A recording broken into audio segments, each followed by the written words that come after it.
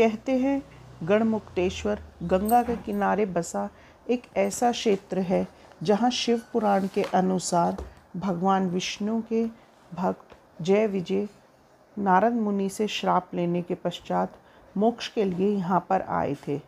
आज हम आपको गढ़मुक्तेश्वर लेकर चल रहे हैं।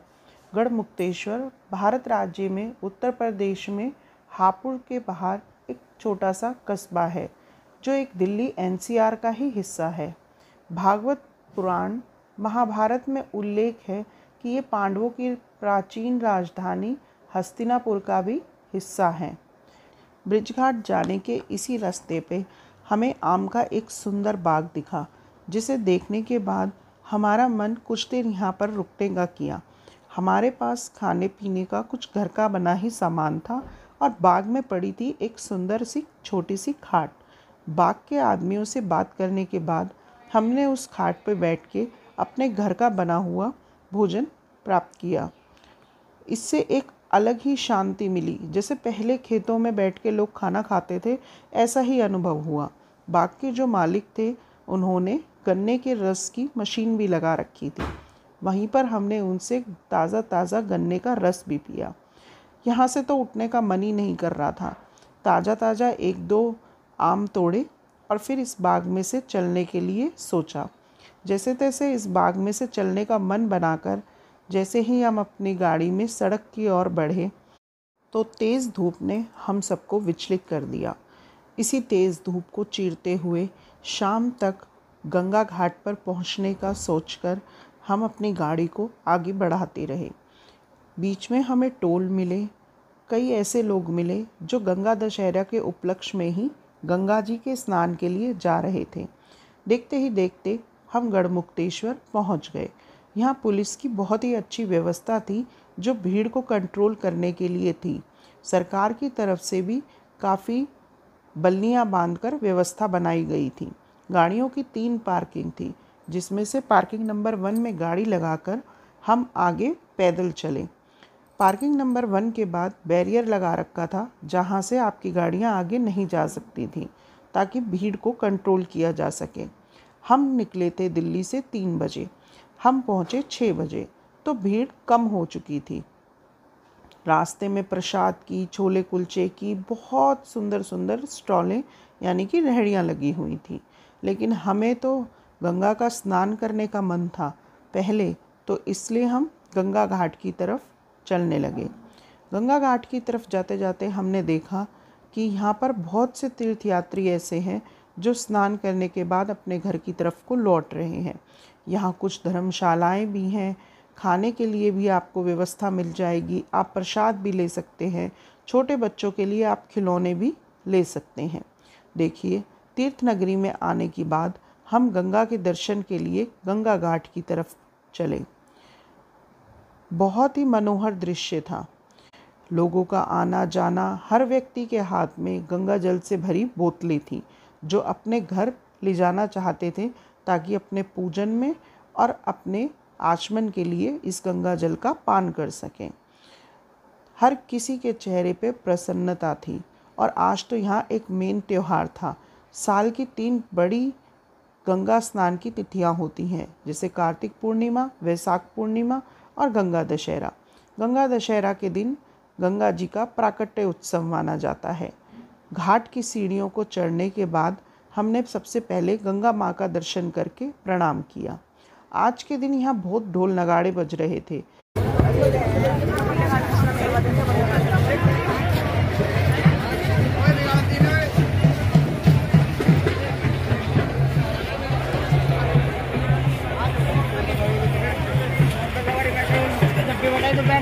के दिन बच्चों के बालों को भी उतारा जाता है जो नवजात शिशु होते हैं, और उनके यहाँ नाव पूजन का भी रिवाज होता है।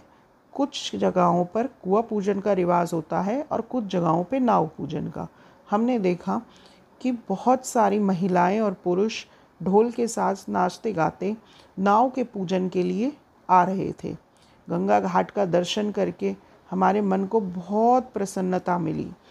ऐसे ही 8 नंबर घाट पे हमने अपने सामान को रखा। भक्तजन फ़ोटो खिंचवा रहे थे, कुछ स्नान कर रहे थे, कुछ कथा सुन रहे थे, कुछ आरती के दर्शन का इंतज़ार कर रहे थे।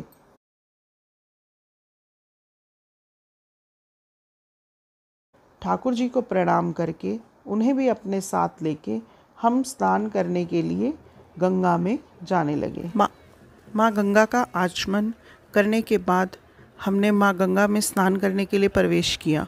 जल का स्तर काफ़ी कम कर रखा था। सिक्योरिटी के लिए भी काफ़ी अच्छे इंतज़ाम कर रखे थे। जो ये नाव खड़ी थी, इनमें भी पुलिस के कुछ कर्मी बैठे हुए थे। बच्चों का एंजॉय देखिए आप, बच्चे किस तरीके से मेंढक की तरह कूद कर जल में एंजॉय कर रहे हैं। हालांकि भक्तों को माँ के स्नान की एक अलग ही विधि होती है, पर लेकिन बच्चों को तो ये माँ ही गंगा माँ है। वो तो बस स्नान करना चाहते हैं, किसी भी तरीके से माँ की गोद में खेलना चाहते हैं। और इसी तरह स्नान प्रारंभ हुआ। कुछ भक्त ऐसे थे जो नाव में बैठकर माँ गंगा की गोद में आगे तक जाके माँ गंगा की सुंदरता को निहार रहे थे, और कुछ ऐसे थे जो गंगा के किनारे ही माँ के अंदर खड़े होकर डुबकियाँ लगा कर अपने आप को आनंदित कर रहे थे। कुछ ऐसे थे जिनके मन में ये सोच थी कि माँ गंगा के अंदर स्नान करने से हमारे पापों का नाश होता है। पर मन के साथ साथ और तन के साथ साथ हमें अपनी मानसिकता को भी स्नान कराना चाहिए, ये भी बहुत ज़रूरी है। माँ गंगा का ये पावन तट इतना पवित्र तट है कि यहाँ पर हर कोई ज़्यादा समय के लिए रुकना चाहता है। हर किसी का माँ की जल में से, माँ की गोद में से निकलने का मन ही नहीं करता। लेकिन यहाँ के बाद आप जब गंगा जी में स्नान के लिए आते हैं तो कुछ आपको सिक्योरिटीज़ का भी ध्यान रखना चाहिए। जैसे कि यदि आपने स्वर्ण के कुछ आभूषण पहने हैं तो आप उनको घर पर ही उतार कर आएँ, क्योंकि माँ गंगा में कुछ लोग ऐसे भी होते हैं जो आपकी इन चीज़ों को स्नान के दौरान ले लेंगे और आपको पता भी नहीं चलेगा। अपने बच्चों का हाथ पकड़ के रखिए, क्योंकि जल का बहाव तेज़ भी होता है और गहरा भी होता है। तो छोटे बच्चों को तो बहुत ही ध्यान से अपने साथ रखना पड़ता है। बच्चों का बहुत मन करता है कि माँ बाप हमारा एक बार हाथ छोड़ दें, लेकिन आप प्लीज़ ऐसा मत करिएगा। और जो यहाँ पर ये घंटाघर जिसे हमने वीडियो में बार बार दिखाया है, आप इसमें समय तो नहीं दर्शाया जाता सही, लेकिन हाँ, ये यहाँ की एक शान है। आप अपने बच्चों को, अपने साथियों को, सबको कुछ ना कुछ चिन्ह बना के बता सकते हैं, या घाट के नंबरों से भी आप उन्हें याद दिला सकते हैं कि अगर हम स्नान करते समय आगे पीछे भी हो जाएं, या कोई स्नान करके वापस भी जाना चाह रहा है वस्त्र पहनने के लिए, तो उसे कौन से नंबर घाट पे जाना है। ट्यूबलाइट की निशानी, घंटाघर की निशानी, या कोई ना कोई आप निशानी रखिए। इसी बात पे मैं आपको बताती हूँ कि आज से लगभग 30-35 वर्ष पूर्व की बात है, जब हम अपने पिताजी के साथ स्नान के लिए जाते थे, तब हम देखते थे लोग बड़ी बड़ी बल्लियों पे अपनी शर्ट, अपनी साड़ी या अपनी कोई ऐसा चिन्ह लगा देते थे जिससे आपके साथ का व्यक्ति अगर स्नान के दौरान वापसी में इधर उधर भी हो जाता था तो वो उसी को मार्क मान के ध्यान में रखता था और उसी की तरफ बढ़कर अपने परिवार वालों के पास पहुंच जाता था। माँ गंगा का पवित्र स्नान, पवित्र तट हमारे शहर के लोगों के लिए तो बहुत ही आनंद से भरा हुआ होता है। यहाँ ठाकुर जी के साथ हम सब ने एक सामूहिक पिक्चर ली। उसके बाद हम चल पड़े पूजा की कुछ वस्तुएं लेने के लिए। माँ गंगा को दीपदान तो बनता था, तो इसीलिए माँ गंगा को दीपदान और कुछ मीठे का भोग लगाया। स्नान के बाद महिलाओं के बदलने के लिए वस्त्र के लिए भी बहुत अच्छी सुविधा उपलब्ध थी। यहाँ स्टील के कुछ ऐसे चेंजिंग रूम बनाए गए हैं जिनमें आप अपने वस्त्रों को आसानी से बदल सकते हैं। तो कृपया आप जब भी आएँ तो महिला उनका उपयोग ज़रूर करें। और एक बहुत ही ज़रूरी बात, कुंभ के महीने में भी हमने कुंभ में स्नान किया था, लेकिन हमें गंगा जी में स्नान करते समय जो वहाँ लोगों का तरीका हमने देखा, उस तरीके से यहाँ का तरीका खूब अच्छा था। वहाँ पर हमने सरयू नदी में स्नान करते हुए कुछ भक्तों को अश्लीलता भरे वस्त्र पहने हुए भी देखा, लेकिन यहाँ पर ऐसा कुछ भी नहीं था। आरती का समय हो चुका था, सारे पुजारी आरती की तैयारी कर रहे थे, तो हमने भी गंगा जी से बाहर आने के लिए सोचा। माँ गंगा का एक बार फिर से आचमन करके हम माँ गंगा में से बाहर आए और आरती का दर्शन करते हुए हम अपने वस्त्र बदलने के लिए चले गए। अपने वस्त्र बदलने के बाद हमने माँ गंगा की आरती का लाभ उठाया। हमने आप सबके नाम की भी डुबकियाँ मारी, अपने पितरों पूर्वजों के साथियों के नाम की, मायके ससुराल वालों के नाम की, भूले बिसरे सभी के नाम की हमने यहाँ पर डुबकियाँ लगाईं। लेकिन ये जो क्षेत्र है ये दिल्ली एनसीआर से लगभग 2 किलोमीटर दूर है। तो आप लोग प्लीज़ इससे आपका मन भी आनंदित होगा और आपका स्ट्रेस जो शहरों में रह के हो जाता है वो भी कम होगा। चलिए करते हैं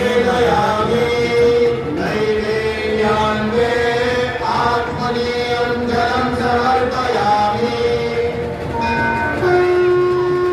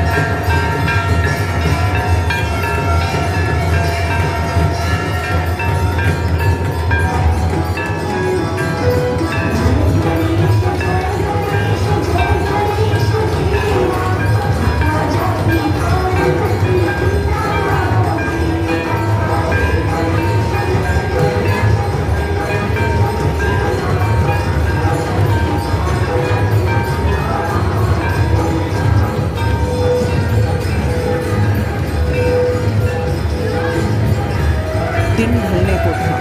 गंगा नदी के ऊपर बने पुल पर गाड़ियों की लाइन और पुजारियों के हाथ में जलते हुए दीपक और भक्तजनों द्वारा किए गए दीपदान ये बहुत ही सुंदर लग रहे थे। चमचमाते हुए दानों को और गंगा जी के पुल के ऊपर चलती गाड़ियों की लाइटों से एक अलग ही व्यू देखने को मिल रहा था। हमने आपके लिए इस वीडियो को बनाने की कोशिश करी। हाँ, कुछ त्रुटियाँ हमसे इसमें ज़रूर हुई होंगी, लेकिन अभी हम नए हैं। प्लीज़ अगर आपको ये वीडियो ज़रा सी भी अच्छी लगी हो तो आप इसे लाइक, शेयर और हमारे चैनल को सब्सक्राइब ज़रूर कीजिएगा।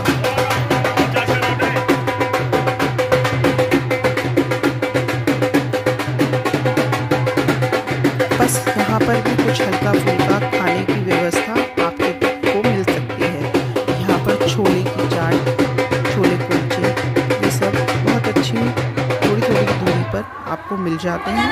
बाहर मार्केट भी है जहाँ से आप अच्छे स्थान पर बैठकर किसी होटल में या रेस्टोरेंट में या किसी दुकान पे बैठकर चाय भी पी सकते हैं और आपको जो खाना है वो आप खा भी सकते हैं। लेकिन हमने यहाँ से बाहर निकलने की सोची क्योंकि हमें वापस घर जाना था। हमने सोचा था कि हम 10:30-11 बजे तक अपने घर पहुँच जाएं। इसलिए हमने यहाँ से निकल के पहले दिल्ली की सीमा को टच करने के लिए सोचा। यहाँ से निकलते समय बार बार मन आसपास की दुकानों पे जा रहा था। छोटे छोटे बच्चे जो भिक्षा मांग रहे थे, उन्हें देखकर कष्ट तो बहुत होता है, पर क्या करें, उनकी भी मजबूरी होती है। उन्हें खाने के लिए बिस्किट वगैरह देकर हम वापस अपने गंतव्य स्थान पर यानी कि अपने घर पहुंचने के लिए अपनी गाड़ी के पास जाने लगे। लोगों की भीड़ अब तो काफ़ी कम हो चुकी थी। छोले कुलचे वाले, गोलगप्पे वाले, सब आपको, कुल्फ़ी वाले, सब आपको रोक रोक कर खा लीजिए, ले लीजिए कुछ, यही कह रहे थे। आज का दिन हमारा बहुत अच्छा रहा, बहुत सुंदर रहा। तो यदि आप भी गंगा दशहरे पे आने से डरते हैं तो कृपया 10 या 11 बजे के बाद अगर आप निकलेंगे तो आप एक ही दिन में गंगा जी का आना जाना, गंगा स्नान कर सकते हैं। आप दिल्ली से अगर आते हैं तो रेल मार्ग, बस मार्ग से भी आप आ सकते हैं। और दिल्ली से तो एक और अच्छा साधन चला है, दिल्ली से आपको ऑटो मिल जाते हैं परी चौक के पास से 400 रुपये के लगभग, जो आपको गंगा स्नान करके वापस वहीं पर छोड़ देते हैं। ऐसा भी अभी मेरे सुनने में आया, और सुनने में ही क्या, मेरे अपने खुद रिश्तेदार इसके इस्तेमाल करके गंगा जी का स्नान कई बार कर चुके हैं। तो चलिए, नाचते गाते, ढोल बजाते हुए, भक्तजनों को देखते हुए हम वापस अपनी गाड़ी की तरफ पार्किंग में पहुंच गए। पार्किंग की बात करूं तो जहां जब हम पार्किंग में आए थे तो इन्होंने 50 रुपये पार्किंग ली थी, और उस दौरान बैठे भी कम से कम 7-8 व्यक्ति थे। लेकिन अब 2 घंटे बाद यानी 8 बजे के करीब जब हम वापस आए तो ना तो आपके पास कोई पर्ची लेने वाला है और ना कोई आपकी गाड़ी की सुरक्षा करने के लिए खड़ा हुआ व्यक्ति आपको दिखता है। आप यहाँ से अपनी गाड़ी बिना किसी रोक टोक के, पूछताछ के ले जा सकते हैं। बस यही एक बात है कि पैसों को लेने के समय पे तो यहाँ बहुत लोग बैठे थे, लेकिन जब गाड़ियों की देखरेख की बात आई तो गाड़ी को बाहर निकालते समय यहाँ कोई भी नहीं था। गाड़ी के पहियों पे भी हमने गंगा जल का छिड़काव किया और गाड़ी को भी हमने गंगा जल से स्नान कराया। गाड़ी के अंदर हमारे माता रानी विराजमान हैं, उन्हें भी स्नान कराया। जल को, अपने कपड़ों को, अपने सामान को गाड़ी में अच्छे से व्यवस्थित करने के बाद हम चले वापस अपने घर की ओर। वीडियो आपको पसंद आई हो तो इसे लाइक ज़रूर करें, शेयर करें और कमेंट ज़रूर करें। आप गंगा जी का स्नान कब करने गए थे ये भी हमें कमेंट के ज़रिए बताएं, और आप लोग कहाँ से वीडियो देख रहे हैं ये भी हमें बताएं, ताकि हम और अच्छी वीडियो बनाने के लिए, आपके समक्ष प्रस्तुत करने के लिए तैयार हो सकें। पार्किंग में ही एक छोटा सा मंदिर था जिसमें भी सुंदर दिए जल रहे थे। अब तो यहाँ से पुलिस भी जाने लगी थी, पुलिस की जिप्सी, पुलिस की गाड़ियाँ भी सब जा रही थी, क्योंकि एक बड़ा दिन था गंगा दशहरे का, जो कि अब लगभग अपनी पूर्णता की ओर था।